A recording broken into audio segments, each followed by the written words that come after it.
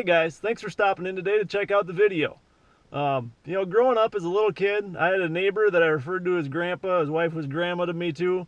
They lived there for a long time. I mean, he died when he was in his mid-90s, but I believe he had lived in the same place for over 50 years. Just down the road. And one thing he really loved to do was fish. And he really liked panfishing, bass, it didn't matter. He just loved to be out there.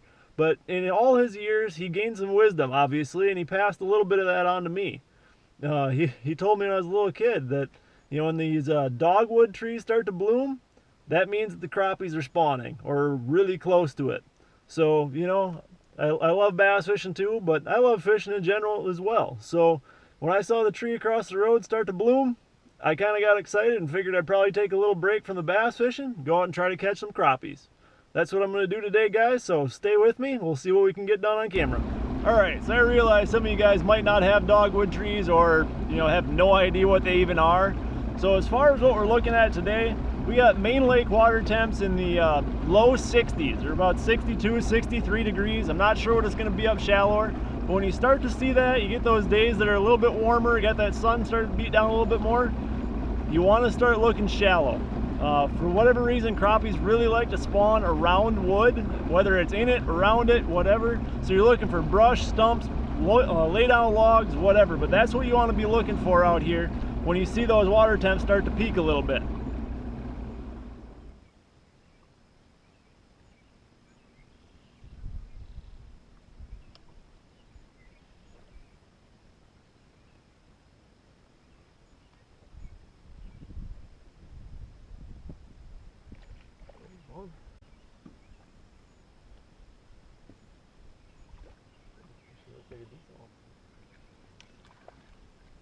There we go.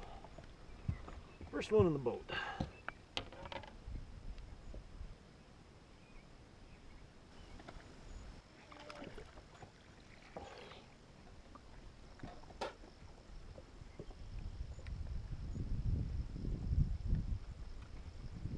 Not a huge one, but that's a nice eater size right there. I mean, there's still plenty of meat on that.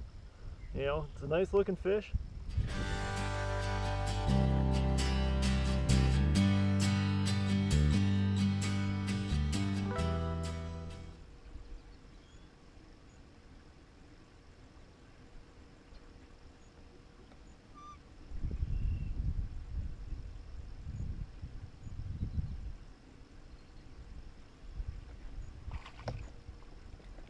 One.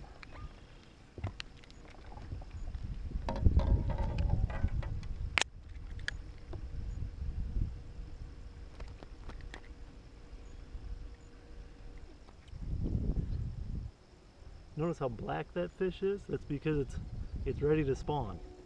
Usually the males turn a really dark color. It's a nice fish there. That one swallowed it too.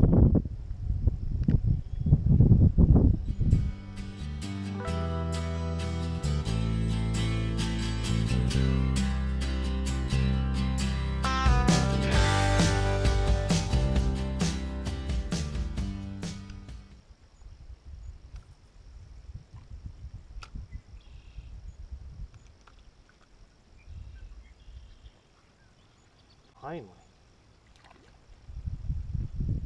I missed this fish about 3 times. That's probably because it was a perch.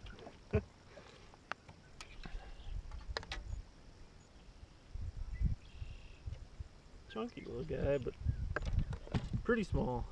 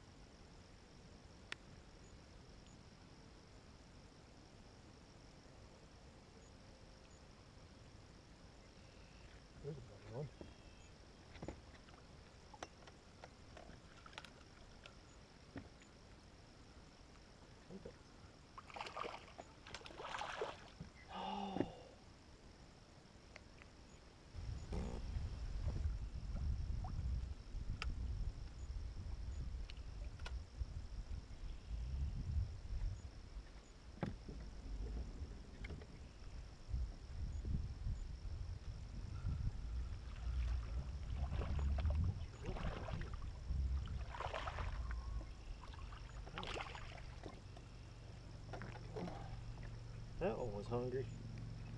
Oh, and popped it right away.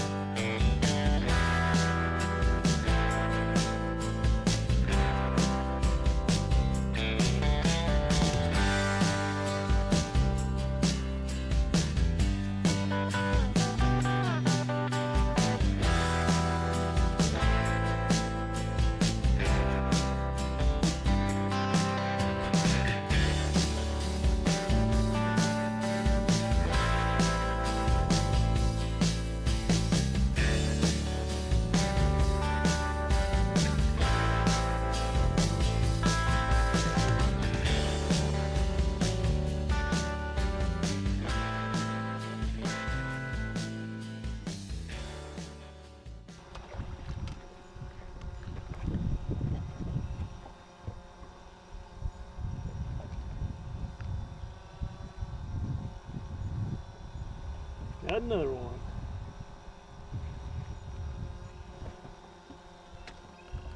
This one's not quite as big, but still a nice fish. This has got quite a little yellow color to it too. Alright guys, I'm going to show you what I was using here real quick before it gets dark. As far as a rod goes, I had two of them that I was using today. This one is just a cheap little combo you can pick up at Walmart. Definitely nothing fancy. I don't use it a whole lot, so it doesn't need to be anything crazy. I mean, you're fishing with bobbers. You don't have to worry about sensitivity or anything like that because you're watching the bobber anyway. For this springtime fishing, I like a clip-on bobber because in shallow water it just seems to hold a little bit better. And then just a little bit, or a little tiny jig head. Nothing fancy with that either, just a small one. This time of year, color doesn't really seem to matter nearly as much.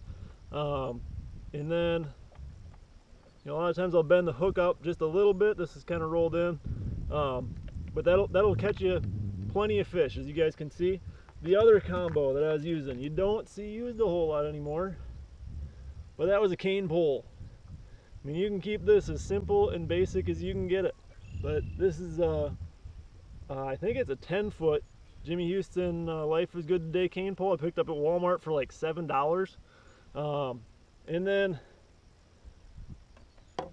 I found these cork bobbers. I think I found them at Bass Pro. There's a guy that used to come up and fish all the time in the summer up in Wisconsin. He was from Illinois. He traveled all over the place fishing crappies. All he used is a cane pole, these type of bobbers, a little bitty weight, split shot, and a hook. Now with this setup, I have 12-pound fluorocarbon on here. The reason being is if you get hung up, you can actually bend the hook out, bend it right back. You don't snap your line every time you get hung up. So that's nice too. Yeah, this Ron Allen guy, he traveled around the country and this was his tackle box. He gave me one of them. The only thing that's in there, some red beads, some spinners, some split shot, hooks, and rubber bands for a hook keeper on his cane pole. And now, I tell you what guys, this guy caught more crappies than I've ever seen anybody catch, and he caught it all on something as basic as this. So, I hope you guys enjoyed the video today. Take your family, take your kids out, get them interested in fishing. I mean, like I said, this is easy enough to do. Anybody can do it. You just got to get some minnows and the stuff that I showed you. It doesn't total a whole lot as far as cost. And I tell you what, if you get your kids hooked on fishing, that's a whole lot, you know, that's one of the best things you can do for them. So, hope you guys like this video. All my social media is down in the description if you want to follow me on there. I hope you guys subscribe. And until next time, guys, God bless and good luck on the water.